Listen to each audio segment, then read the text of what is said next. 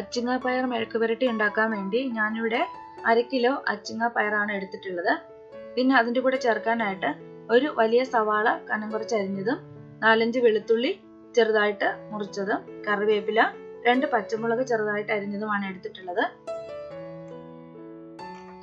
പിന്നെ ഇതിൻ്റെ കൂടെ ചേർക്കാനായിട്ട് കുറച്ച് തേങ്ങാക്കൊത്തും ഇതുപോലെ കനം കുറച്ച് അരിഞ്ഞെടുത്തിട്ടുണ്ട്.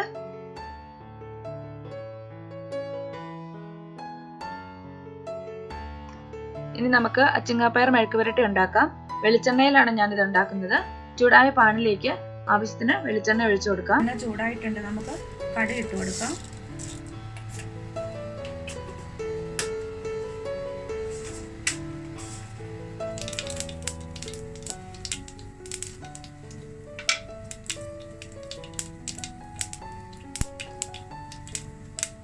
ഇതിലേക്ക് സവാള ചേർക്കാം. സവാളയ്ക്ക് പകരം നിങ്ങൾക്ക് ചുമന്നുള്ളി ചേർക്കാവുന്നതാണ്.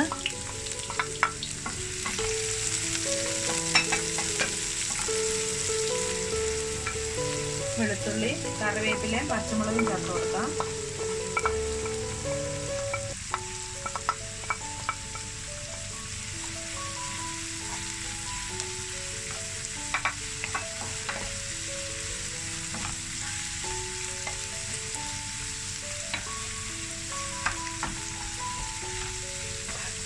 തേങ്ങാക്കൊത്ത് ചേർത്ത് കൊടുക്കാം.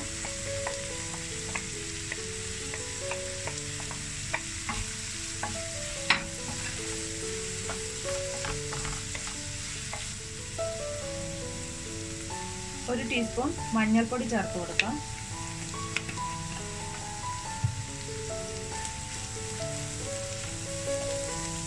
മഞ്ഞൾപ്പൊടി ഇതിൽ കിടന്ന് നന്നായിട്ട് മൂക്കണം.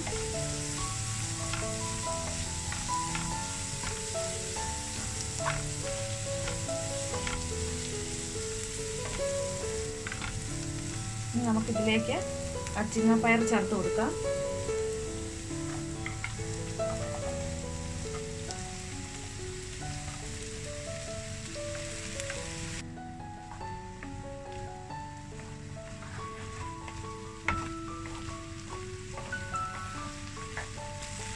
ആവശ്യത്തിനുള്ള ഉപ്പ് ചേർത്ത് ഇതൊന്ന് ലോ ഫ്ലെയിമിൽ കുറച്ചു നേരം അടച്ചു വെച്ച് വേവിക്കാം. തുറന്നിട്ട് ഇടയ്ക്ക് ഇതൊന്ന് ഇളക്കിയിടണം. നമുക്കൊന്ന് തുറന്നൊന്ന് ഇളക്കിയിടാം. ഇതുപോലെയുള്ള പാത്രം ആയതുകൊണ്ട് ഇതിലേക്ക് വെള്ളം ചേർക്കേണ്ട ആവശ്യമില്ല. ചീനച്ചട്ടിയിലാണ് വയ്ക്കുന്നതെങ്കിൽ വെള്ളം ഇത്തിരി തളിച്ചു കൊടുത്തിട്ട് വേണം പയർ വയ്ക്കാനായിട്ട്. ഇടയ്ക്കിടയ്ക്ക് ഇതിന്റെ മൂടി തുറന്ന് ഇതൊന്ന് ഇളക്കി കൊടുത്തോണ്ടിരിക്കണം, ഇല്ലെങ്കിൽ അച്ചിങ്ങാപ്പയർ അടിയിൽ കരിഞ്ഞു പിടിക്കും. അച്ചിങ്ങാപ്പയർ ഇപ്പൊ നന്നായിട്ട് വെന്തിട്ടുണ്ട്. ഇനി ഇത് 2-3 മിനിറ്റ് ഇങ്ങനെ തുറന്ന് വെച്ച് നന്നായിട്ടൊന്ന് ഇളക്കി കൊടുത്ത് ഇതൊന്ന് ഡ്രൈ ആക്കി എടുക്കണം. ഇതിലെ വെള്ളം എല്ലാം വറ്റുന്നതിന് വേണ്ടിയിട്ടാണ്.